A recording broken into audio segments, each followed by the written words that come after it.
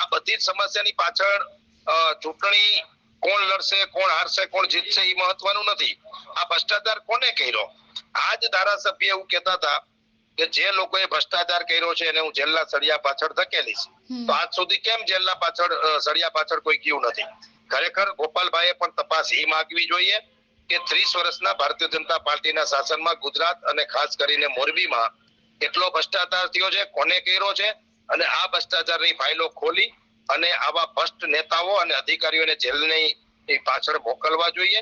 હકીકત આ કામ કરવાનું છે, નહીં કે ટપોરી જેવી ભાષાઓ વાપરી અને ગુજરાતના યુવાનોને ખોટા માર્ગે દોરવા અથવા તો ખોટા વિષયોમાં લઈ જવા અને સોશિયલ મીડિયામાં ટીકા ટિપ્પણીથી કઈ વરસે નહીં. ખરેખર જો કામ જ કરવું હોય અને જો ખરેખર લોકો માટે લડવું હોય તો ઘણા બધા વિષયો છે. એટલે આ બધી વાતો કાલ શાંત થતા કે 2 દિવસમાં બધી પૂર્ણ થઈ જશે અને પ્રજા જે રોડ ઉપર વિષય લઈને નીકળી હતી, જે પ્રજાનો ગુસ્સો હતો એને ડાયવર્ટ કરવાનો પ્રયત્ન છે અને 2 દી પછી પ્રજા પણ બધું ભૂલી જશે અને પ્રજા પણ પોતાના કામ ધંધે લાગી જશે.